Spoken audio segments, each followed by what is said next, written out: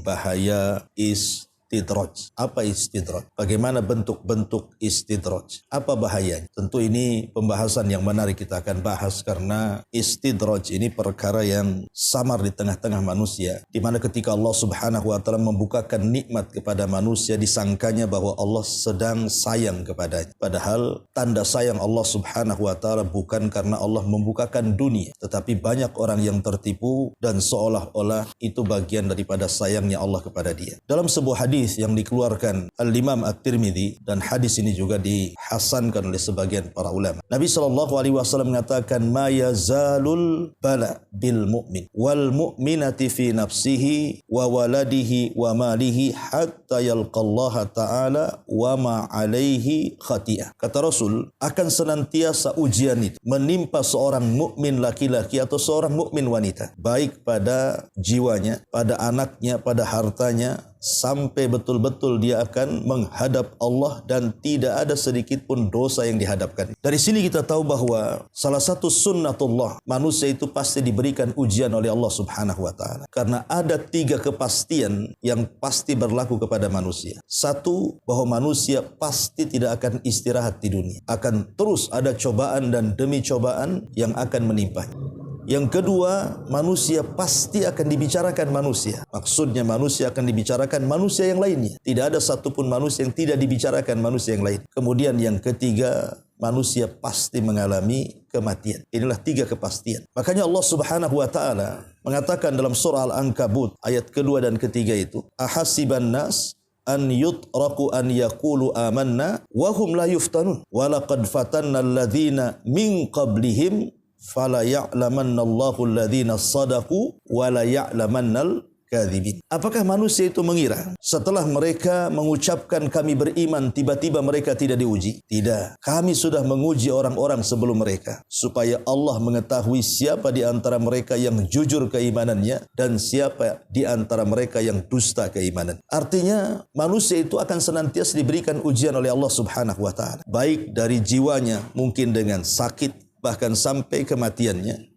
baik dengan anak-anaknya, mungkin dia durhaka kepada orang tuanya, baik dengan hartanya, boleh jadi kemudian memfitnah hidupnya. Masalahnya, di sana ada orang-orang yang sedikit ujian, tetapi Allah Subhanahu wa taala bentangkan nikmat kepada mereka. Usahanya dimudahkan padahal tidak pernah salat. Kekayaannya ditambah padahal dia kikir. Dunianya dibentangkan padahal terus di atas kemaksiatan. Lah itulah yang disebut dengan istidraj. Dalam sebuah hadis Nabi SAW mengatakan, idza ra'aitallaha yu'til abda minad dunya ala ma'asihi ma yuhib fa innama huwa istidraj. Apabila engkau melihat Allah Subhanahu wa taala memberikan yang banyak, dimudahkan rizkinya, dimudahkan usahanya, dimudahkan ekonominya, padahal dia di atas kemaksiatan yang ia suka melakukannya. Kata Rasul, ingat itu disebut istidraj.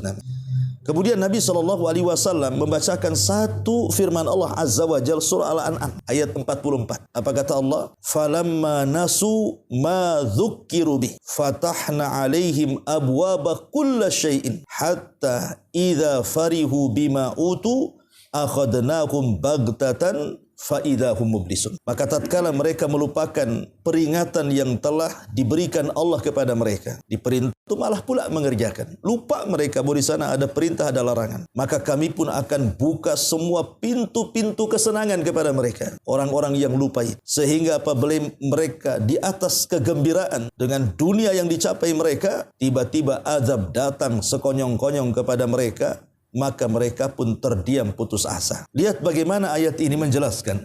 Ada sebagian orang itu yang ketika di atas kenikmatan dunia kepada mereka, mereka dilalaikan untuk berzikir kepada Allah Azza wa Jalla. Tapi kita bisa saksikan, ada orang-orang yang kemudian tanpa sadar akhirnya Allah azab di dunia sebelum akhirat. Tapi ada juga yang Allah biarkan sedemikian rupa mereka menikmati dunia, tapi ujian sedikit menimpa mereka. Bukan berarti kemudian mereka tidak akan diazab. Ada hari perhitungan di hadapan pengadilan Allah tentunya, kelak pada hari kiamat. Sebab kalau seandainya orang-orang yang diberikan kesenangan di atas kezaliman mereka tidak diberikan hukuman, maka ini tidak menunjukkan keadilan Allah. Kalau ada orang yang kemudian mengambil harta manusia, kemudian dia menikmati apa yang ia ambil itu, kemudian dia bersenang-senang di dunia tanpa ada azab di akhirat, mana keadilannya? Kasihan orang-orang yang dizalimi akhirnya. Tapi Allah Subhanahu wa taala Maha Adil. Tidak di dunia, di akhirat Allah Subhanahu wa taala akan mengazab mereka. Kita lihat dalam Al-Qur'an itu ada kisah namanya Ashabul Ukhdud. Kisah Ashabul Ukhdud itu dijelaskan dalam surah apa? Dalam surah pendek dalam juz amma. Qutila ashabul uhdud an-nari dzatil waqud. Dalam surah Al-Buruj, Allah Subhanahu wa taala menjelaskan bagaimana ganasnya ashabul uhdud itu ketika membakar 20.000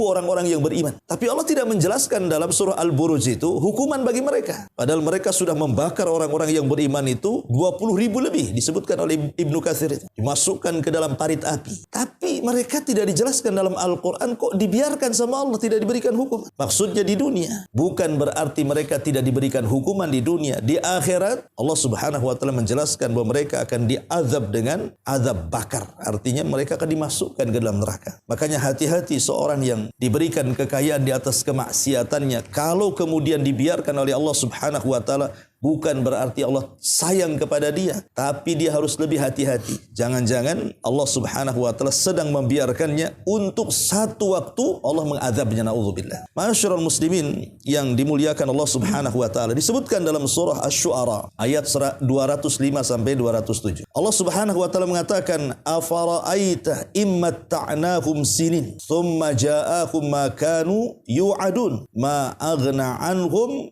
ma kanu yatamatta'un." Maka bagaimana pendapatmu jika kami berikan kepada mereka kenikmatan hidup bertahun-tahun, kemudian datang kepada mereka azab yang telah diancamkan kepada mereka, niscaya tidak berguna bagi mereka apa yang mereka nikmati selama ini. Terkadang ma'asyiral muslimin yang dimuliakan Allah Azza wa Jalla wa tufillah, ada orang-orang itu yang ketika di dunia hidupnya tidak pernah sengsara, tidak pernah susah. Mulai dari lahir sampai dia mati senang terus. Boleh jadi mungkin ayahnya orang kaya, orang tuanya bergelimang harta, tiba-tiba meninggal, dia mendapatkan warisannya. Artinya bukan jerih payah dia punya kekayaan itu. Akhirnya boleh jadi mungkin warisan itu dikembangkannya. Akhirnya dia makin kaya, makin kaya. Seolah-olah hidupnya tidak pernah sengsara, senang saja sampai dia mati. Tapi kata Nabi SAW, ada manusia yang hidupnya di atas kesenangan sampai dia mati, tetapi Allah takdirkan termasuk penduduk neraka. Maka Allah akan panggil orang itu. Kemudian Allah akan celupkan satu kali ke neraka. Kemudian akan diangkat kembali. Kemudian Allah katakan, "Wahai fulan, apakah engkau mendapati di neraka itu secuil kenikmatan?" Dia mengatakan, "Ya Rabb, tidak sama sekali." Bahkan menghilangkan memori kalau dia itu pernah senang. Jadi kesenangan di dunia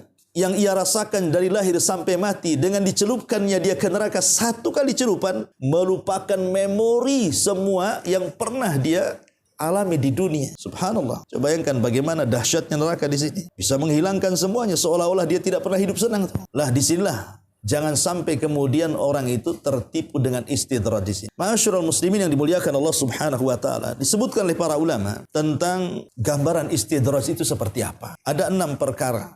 Hati-hati kalau ada pada diri kita. Karena ini gambaran istidraj, 6 perkara ini. Pertama, Allah bukakan dunia semudah-mudahnya. Hati-hati kalau Allah Subhanahu wa taala membukakan dunia dengan sangat mudah. Buka usaha ini untung, buka usaha itu untung. Gelar ekonomi ini untung. Pokoknya apapun yang ia usahakan di dunia, tidak ada ruginya tuh. Ya mungkin sekali-kali rugi, tapi kalau kemudian diberikan keuntungan lebih banyak dibandingkan ruginya. Padahal ibadah dia itu tidak banyak. Tapi Allah Subhanahu wa ta'ala seluasnya. Hati-hati kalau seperti ini. Jangan tertipu dengan mudahnya urusan dunia. Yang kedua, Allah Subhanahu wa ta'ala memberikan tambahan umur. Usianya mungkin melampaui batas yang disabdakan Nabi SAW. Kata Rasul, usia umatku berapa? Antara 60 sampai 70. Tiba-tiba Allah berikan usia lebih daripada 70. Mungkin 80, mungkin 90. Ini hati-hati. Kok bisa ditambah usianya oleh Allah Subhanahu wa ta'ala? Padahal dosanya itu tidak pernah berhenti. Kok ditambah usianya? Sementara ada anak-anak muda mati sebelum batas usia yang ditetapkan Nabi SAW. Mungkin di usia 40 tahun dia meninggal. Mungkin di usia 45 dia meninggal.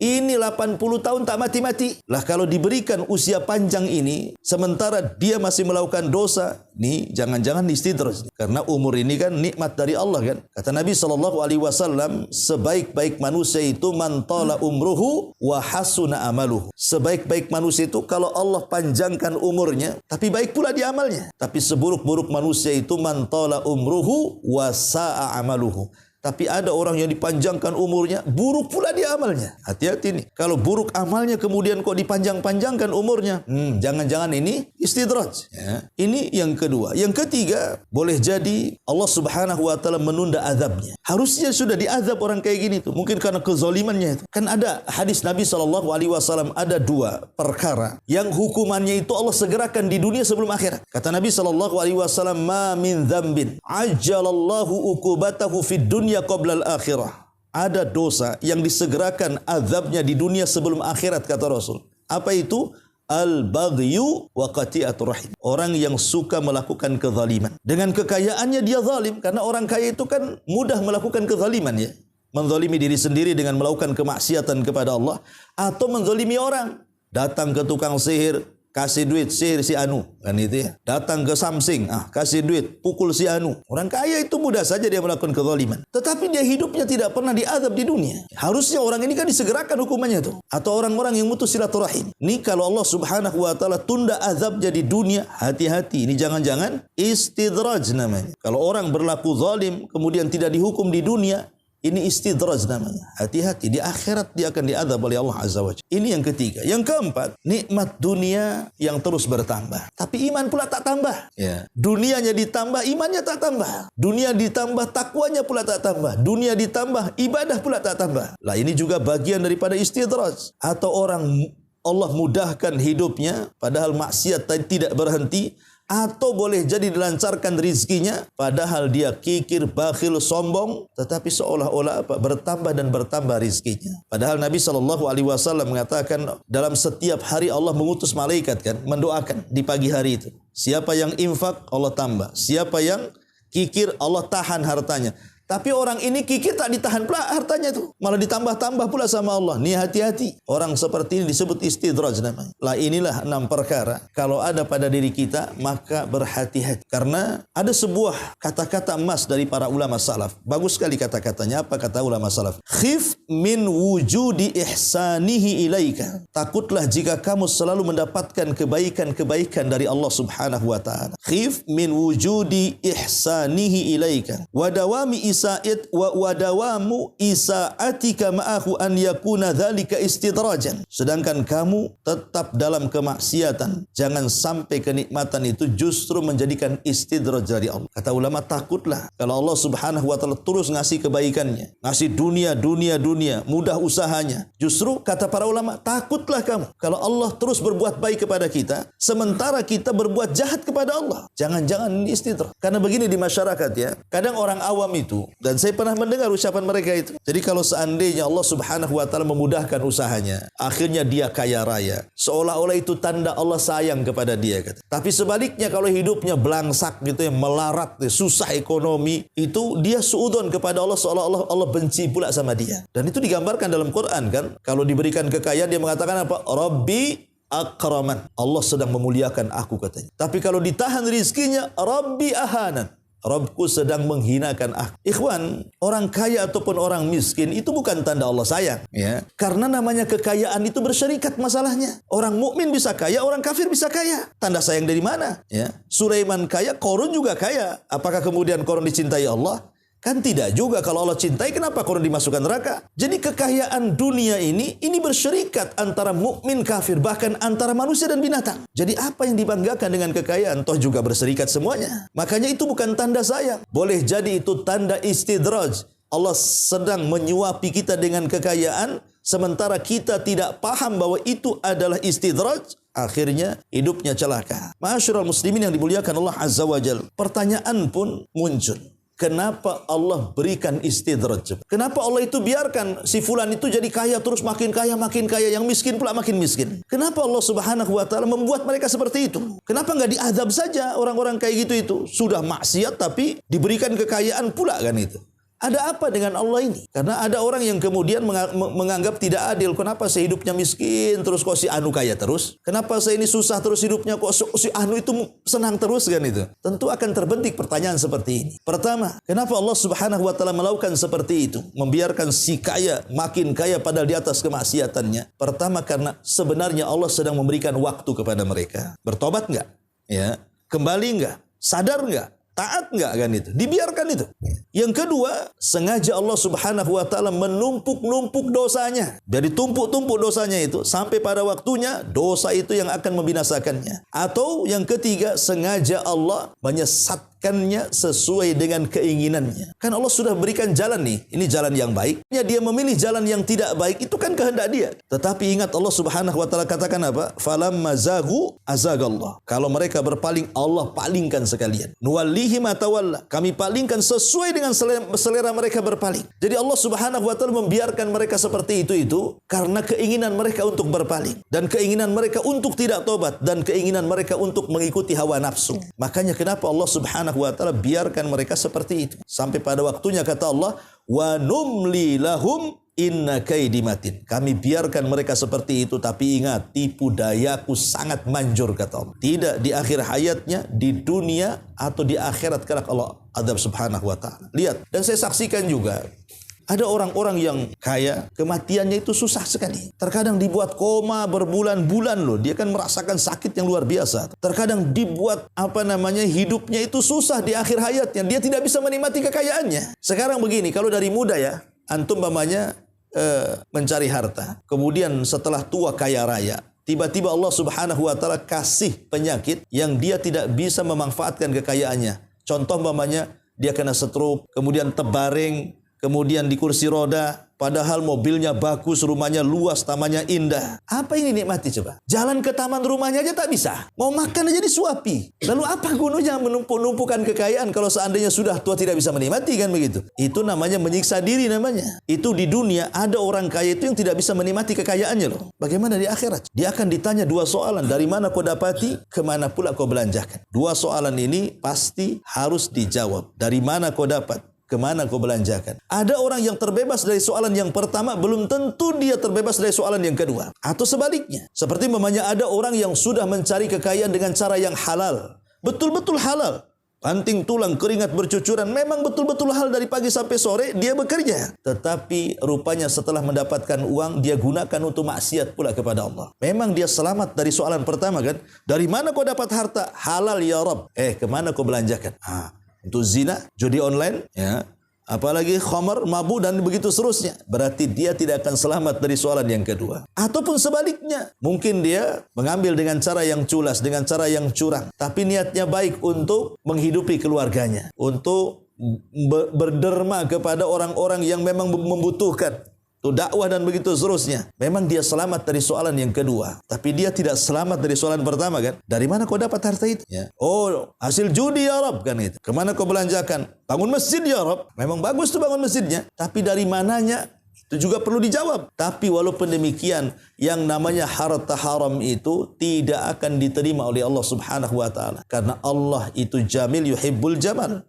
Innallaha thayyibun la yaqbalu illa thayyiban. Allah itu baik, tidak mungkin menerima kecuali yang baik-baik. Ya, umpamanya kayak cerita siapa itu? Robin Hood, ya kan? Dia mencuri, kasih fuqara kan? Diterima? Enggak. Dalam Islam itu Allah itu baik, tidak menerima kecuali yang baik-baik. Nah, ini yang harus dipahami bahwa istidraj ini sangat bahaya sekali, ya. Ma'asyiral muslimin wal muslimat rahimani wa rahimakumullah. Adapun bahayanya istidraj ini, karena istidraj ini menyangkut dosa besar yang disebut dengan al-amnu min makrillah. Dia merasa aman dari makar Allah, itu masalah. Jadi kenapa istidraj ini sangat bahaya? Karena dia merasa aman dari makar Allah, itu masalahnya. Sementara aman dari makar Allah ini madaratnya besar. Pertama, orang yang merasa aman dari azab dan makar Allah itu, maka dia menjadikan orang itu lalai untuk melakukan ketaatan. Orang kalau merasa aman dari makar Allah, dia akan merasa aman. Sehingga tidak ibadah pun tidak ada masalah. Toh juga sehat-sehat saja. Si anu tuh yang suka sholat tuh sakit banyak tuh. Asam uratnya, kolesterolnya, darah tingginya numpuk tuh. Ya. Saya tak sholat, sehat-sehat tuh. Akhirnya apa? Baik tak sholat katanya. Orang itu sholat banyak penyakit pula. Itu gara-gara aman dari makar Allah tuh. Akhirnya dia lalai untuk beribadah kepada Allah subhanahu wa ta'ala. Ini yang pertama. Yang kedua, ingat bahwa merasa aman dari makar Allah subhanahu wa ta'ala itu, apa bedanya Anda dengan binatang? Nggak ada beda. Ya. Lihat binatang itu aman-aman aja tuh kan. Ya, dia mau curi makanan kawannya ya aman-aman aja gitu ya. Dia mau hantam kawannya juga ya aman-aman saja. Nah, itulah orang yang aman dari makar Allah itu kurang lebih kehidupannya seperti binatang. Kepikiran, wah nanti Allah akan balas dan dahak. Ya. Kalau dia sakiti orang itu, dia senang-senang saja. Kenapa? Dia tidak terpikir bahwa Allah akan membalas itu kezaliman dia. Lalu apa bedanya Anda dengan binatang? Kemudian yang ketiga, aman dari makar Allah ini kata Allah, termasuk orang-orang yang rugi, termasuk orang-orang yang kafir, bahkan termasuk dosa besar. Ada sebuah ayat dalam Al-Quran, Allah subhanahu wa ta'ala mengatakan, Afa amina ahlul qura an ya'tiyahum ba'suna bayatan wa hum naim. Awa amina ahlul qura an ya'tiyahum ba'suna dhuhan wa hum yal'abun. Afa aminu makrallah wa fala ya'manu makrallahi illal qaumul khasirun. Apa kata Allah?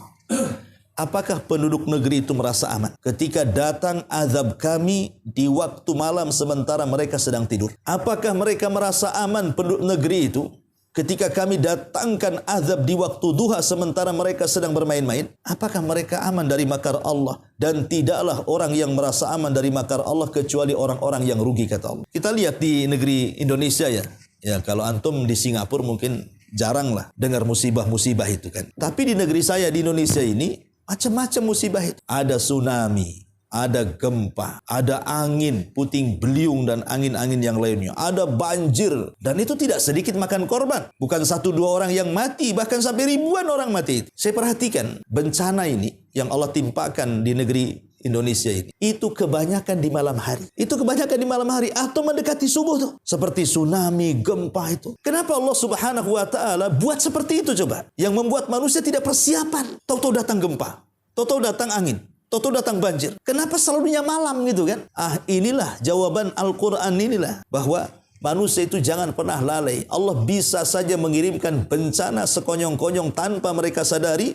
Di saat itulah mereka belum bertobat, tiba-tiba Allah cabut nyawanya. Ini kan bahaya istidraj namanya. Nah inilah kalau sudah aman dari makar Allah ketika datang musibah seperti ini yang kita takutkan. Kalau seandainya kita meninggal di atas su'ul khatimah, na'udzubillah thumma na'udzubillah. Ma'asyiral muslimin yang dimuliakan Allah subhanahu wa ta'ala. Manusia yang sedang istidraj ini, hakikatnya dia tertipu dengan dunia sebenarnya. Lah sementara dunia sendiri, kata para ulama disebutkan tentang hakikat dunia itu. Dunia ini banyak kerusakannya ikhwan. Salah satunya disebutkan asbab min asbabi wuku'i ilal ma'asi. Ulama mengatakan bahwa dunia ini sirutugian, rahasia bejatnya orang, rahasia jahatnya orang itu karena dunia. Karena rata-rata orang-orang yang diberikan dunia biasanya mereka mudah untuk maksiat kepada Allah. Kenapa demikian coba? Ya gimana tidak maksiat ahli dunia itu? Wasilah maksiat di tangan dia, ya kan? Sekarang kebanyakan maksiat itu kan pakai uang kebanyakan maksiat kan? Beli khamar pakai uang, zina pakai uang, judi pakai uang, semua pakai uang, menzalimi orang aja pakai uang. Sehingga dunia itu wasilah kejahatan. Makanya wajar kalau ulama mengatakan bahwa dunia itu sirutugian, rahasia jahatnya orang itu karena dunia. Dan itu disebutkan dalam Quran kan, kalla innal insana la yatgha an ra'ahu stagna. Sekali-kali manusia itu janganlah melampaui batas kalau dunia dibentangkan kepadanya. Karena umumnya kalau dunia sudah dibentangkan, kebanyakan melampaui batas kecuali Allah yang rahmati orang itu. Contoh umpamanya dalam Al-Quran saja ya, kisah Qarun. Anda tahu bahwa Qarun itu bukan orang biasa. Qarun itu orang soleh. Bahkan disebutkan dia seorang munawir. Wajahnya penuh dengan cahaya. Kenapa? Karena dia pakar pembaca Taurat. Jadi Qarun itu kalau baca Taurat, indah suaranya. Kalau di zaman sekarang lah kori-kori itulah ya. Yang diundang sini, suruh ngaji, suaranya melengking, indah. Lah Qarun seperti itu. Diundang kemana-mana untuk membaca Taurat tuh. Saking indah suaranya si Qarun. Tapi hidupnya miskin. Ya. Sampai satu hari dia datang kepada Nabi Musa agar didoakan kepada Allah supaya Allah berikan kecukupan kepada dia. Maka Nabi Musa pun mengajarkan banyak doa kepada Qarun. Akhirnya Qarun belakangan menguasai Ismul A'zam, nama Allah yang sangat agung yang kalau berdoa dengan nama itu dikabulkan keinginannya. Sejak itulah Qarun akhirnya terus berusaha berusaha, akhirnya kekayaannya menambah sampai tidak ada manusia yang lebih kaya dibandingkan Qarun sejak zaman Qarun sampai hari ini. Siapa yang lebih kaya daripada Qarun? Kuncinya saja yang bawa orang ramai dan kuat-kuat. Itu kuncinya, belum gemboknya, belum pintunya, belum gudangnya, kuncinya loh ya. Kalau kita kunci kecil kan itu. Korun kunci besar. Tetapi ketika Allah Subhanahu wa taala uji seperti itu, bukannya korun makin soleh. Ketika datang syariat zakat, Nabi Musa mengirim orang untuk meminta kekayaannya. Disinilah mulai sombongnya si korun itu. Dan mengatakan apa? Enak saja Nabi Musa ngambil-ngambil hartaku katanya. Innama utituhu min ilmin indi. Ini kekayaan hasil jerih payah saya. Saya capek mencarinya. Ini kekayaan kata-kata korun ini menjadi simbol munculnya korun-korun yang lainnya sampai hari ini. Coba lihat.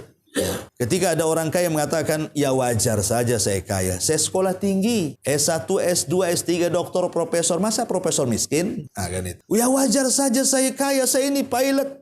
Saya dokter. Saya ini pengusaha. Saya ini bos. Saya punya... Subhanallah, ya. Seolah-olah kekayaan itu karena kecerdasan dia, karena title dia. Bukan, banyak orang miskin kaya juga. Artinya banyak miskin pendidikan, kalau Allah bentangkan kekayaan, kaya juga. Di Surabaya itu ada orang kaya, dah sekolah.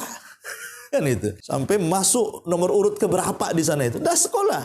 Anak buahnya itu yang S1, S2, S3 doktor itu. Bosnya itu tak sekolah itu. Artinya dari sini bahwa kekayaan itu bukan dilihat dari kecerdasan kan. Itu rizki dari Allah, itu kekayaan itu. Terkadang banyak orang yang sekolah tinggi pun tak kaya-kaya juga kan itu. Tapi banyak juga yang tidak sekolah kaya atau sebaliknya. Intinya bahwa kekayaan itu bukan karena kecerdasan kita. Kekayaan itu datang dari Allah Subhanahu wa taala. Cerdas ini sebab saja. Jangan kemudian disandarkan kekayaan itu kita yang dapati. Tidak, kekayaan itu anugerah dari Allah yang harus kita syukuri. Itu masalahnya, ya. Jadi korun ini terkena istidraj. Maka kalau sekarang orang yang terkena penyakit istidraj, hakikatnya dia korun-korun yang muncul di zaman sekarang. Karena dia merasa bahwa dunia sudah mengikatnya. Padahal dunia ini saya katakan tadi sebab terjerumusnya orang kepada kemaksiatan. Yang kedua, rata-rata permusuhan manusia, baik antar keluarga, baik antar tetangga, baik antar kawan, ini biasanya masalah dunia. Musuhan itu masalah dunia. Keluarga, masalah waris. Betapa banyak orang perang gara-gara waris kan? Di negeri kita ini kalau lihat berita, di negeri saya di sini, Masya Allah, ada saja orang bunuh-bunuhan gara-gara waris. Yang lebih dia bunuh pemilik hartanya supaya cepat dapat waris. Dia bunuh bapaknya tuh, biar cepat dapat waris. Ada juga seperti ini. Ya kalau antara saudara yang dapat waris mungkin wajar kan, karena ingin dapat banyak, yang ini ingin dapat lebih. Ini dibunuh bapaknya supaya cepat warisannya keluar. Ingat dalam Islam, kalau dia membunuh pemilik waris, maka sampai kiamat dia tidak dapat waris. Memang begitu hukumannya. Ya, barang siapa yang membunuh ahli waris, pemilik harta warisan, maka selamanya ahli waris tidak akan dapat warisan sampai kiamat. Tapi ini terjadi kan? Atau mungkin antar tetangga hasad. Hasad. Kenapa kok si Anu itu senang kali rumahnya mudah pula ditingkat jadi 2, jadi 3, akhirnya darahnya naik itu. Si Anu naik rumahnya, dia pula darah naik. Nah, kan satunya naik darah, satu naik rumah, ya kan? Tengok pula dia beli kereta bagus pula kan gitu. Dia naik kereta, ini naik ambulan, sakit. Nah, dibawa ke rumah sakit kan gitu. Karena naik darahnya. Darah tinggi akhirnya. Si Anu senang dia mati seteruk kan itu. Kan inilah gara-gara seperti ini. Harta ini kan yang mengundang orang itu bermusuhan kan itu. Antar kawan, berbisnis umpamanya kan. Satu zalim dengan yang lainnya. Makanya Allah mengatakan apa? Wa inna katsiran minal khulata la yabghi ba'duhum ala la yabghi ba'duhum ba'dha. Kebanyakan orang yang berserikat dalam bisnis itu pasti ada yang zalim. Pasti ada yang zalim. Allah yang mengatakan seperti itu. Jadi kalau Anda ini 3-4 orang buat bisnis, ya, pasti ada yang zalim salah satunya. Mesti itu. Entah dia tidak amanah, entah dia berkhianat, entah dia bawa uang, entah ambil uang. Mesti ada tuh. Makanya kadang-kadang orang tak mau berbisnis dengan orang kan. Takutnya ditipu. Takutnya kena zalim orang. Lah, ini semua gara-gara harta semuanya. Makanya kenapa orang-orang yang istidraj ini mereka tidak sadar, mereka sedang membuat permusuhan sebenarnya, ya. Ma'asyiral muslimin yang dimuliakan Allah Azza wa Jalla, ya terkadang juga merubah segalanya. Dunia ini merubah segalanya. Dulunya istiqomah, ketika datang dunia hilang istiqomah. Makanya Umar bin Khattab radhiyallahu an ketika dihabarkan bahwa Baitul Maqdis sudah runtuh dan dia disuruh untuk mengambil kuncinya. Karena ketika itu para pembesar orang-orang Nasrani yang ada di Baitul Maqdis itu tidak mau memberikan kunci kecuali langsung kepada Umar. Sementara Umar ada di Madinah. Ya. Maka Abu Ubaidah bin Jarrah mengatakan kepada pengawalnya, kirim surat ini, bilang sama Amirul Mukminin, datanglah dia ke Syam. Datang Umar ke Syam. Ya kan? Dengan pakaian yang seadanya. Tidak berubah sama sekali. Ketika kemudian sampai di Syam, maka dia ingin melihat kondisi prajurit, kondisi tentara, termasuk kondisi jenderal perangnya Abu Ubaidah bin Jarrah. Masuklah dia ke tenda Abu Ubaidah bin Jarrah. Kagetlah Umar bin Khattab karena rupanya tidak ada barang-barang mewah. Tidak ada barang-barang yang ya layaknya seorang jenderal. Kalau sekarang jenderal mesti rumah bagus, kereta bagus kan itu ya. Ini tenda tak ada apa-apa. Sampai Umar mengatakan, apa yang dimakan Abu Ubaidah? Maka orang-orang mengatakan, apa yang kami makan dia makan.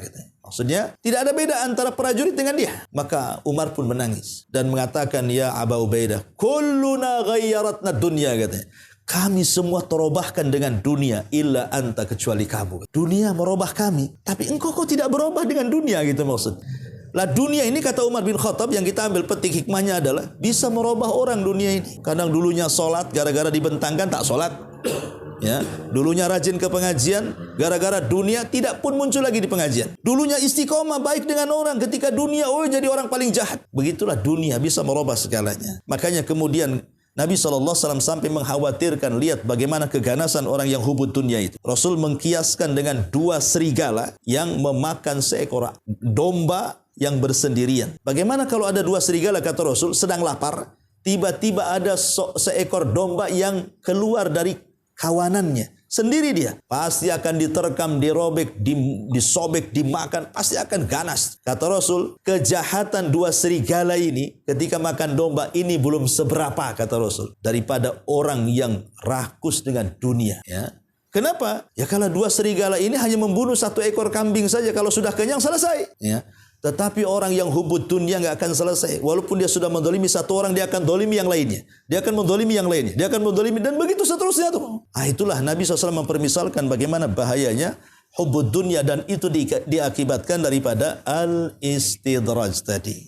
Di sinilah maka pandai-pandailah bersyukur kepada Allah Subhanahu wa taala kalau Allah berikan nikmat kepada kita. Minimalnya bersyukur itu ada beberapa rukun ya untuk mengakhiri kajian kita. Pertama, bahwa kita harus menasabkan nikmat itu datang dari Allah.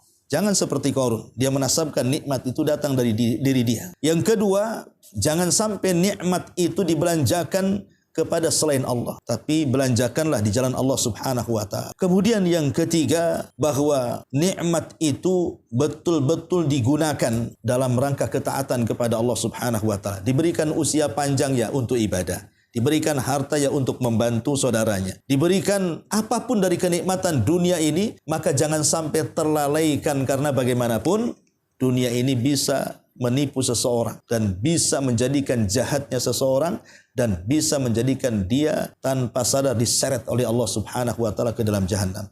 Wallahu alam, ini yang bisa saya sampaikan, kan sudah hampir jam 6 juga.